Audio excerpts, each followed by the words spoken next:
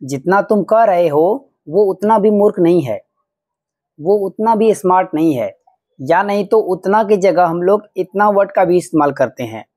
वो इतना भी स्मार्ट नहीं है, मैं उतना भी मोटा नहीं हूँ। अब देखते हैं ये सेंटेंसेस बोले कब जाते हैं।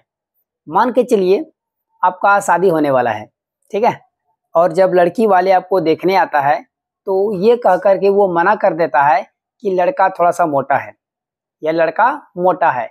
जब आपको ये बात पता चलता है तो आप कहते हैं मैं उतना भी मोटा नहीं हूँ, मैं उतना भी मोटा नहीं हूँ। अगर सेंटेंस को नॉर्मल तरीके से बोला जाए तो इसको इंग्लिश में हम लोग बोलेंगे I am not so fat या I am not very fat. लेकिन यहाँ पर सिचुएशन अलग है। आइए इसके स्ट्रक्चर को देखते हैं। प्रेजेंट, पास्ट, फ्यूचर तीनों ही टाइम में सेंटेंसेस को बोल सकते हैं। पहले प्रेजेंट का स्ट्रक्चर देखते हैं। सबसे पहले लगाएंगे सब्जेक्ट। सब्जेक्ट को लिखने के बाद हम लोग helping verb is, am, are लगाएंगे। आई आएगा तो एम लगाएंगे, he, she, it singular noun के साथ इज लगाएंगे, और you, we, they plural noun के साथ आर लगाएंगे। उसके बाद आपको लगाना पड़ेगा नॉट ऑल दैट।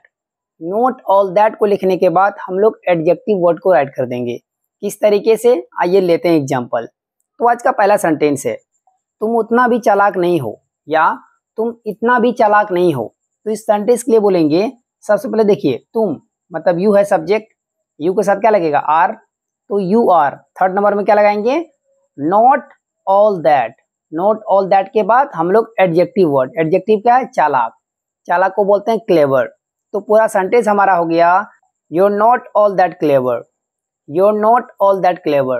योर का कहने का मतलब है यू आर को शॉर्ट में योर पढ़ा जाता है। नेक्स्ट सेंटेंस है वह इतना भी स्मार्ट नहीं है कि वह मुझे ठग सके। अब देखिए सेंटेंसेस को जोड़ भी सकते हैं, सेंटेंस को बड़ा भी कर सकते हैं। इस सेंटेंस के लिए बोलेंगे he is not all that smart that he can cheat me।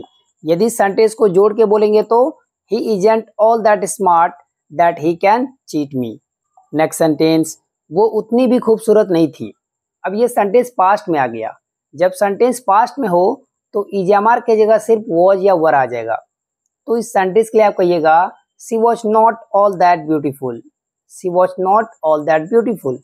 Next sentence यार मैं उतना भी मोटा नहीं था कि उसने मुझे रिजेक्ट कर दिया। तो इस सेंटेंस के लिए आप कहिएगा I was not all that fat that she rejected me, I was not all that fat that she rejected me. Next sentence ये उतना भी महंगा नहीं है। तो इस सेंटेंस के लिए आप कहिएगा it's not all that expensive या costly, it's not all that costly या एक्सपेंसिव।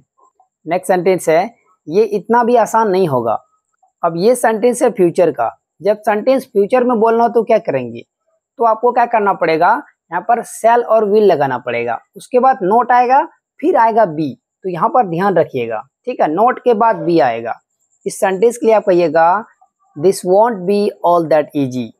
वॉन्ट का कहने का मतलब है will not, this will not be all that easy.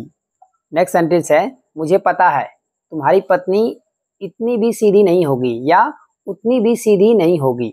तो इस सेंटेंस के लिए आप कहिएगा आई नो, मुझे पता है, आई नो। उसके बाद तुम्हारी पत्नी your wife won't be all that nap, या नहीं तो सिंपल।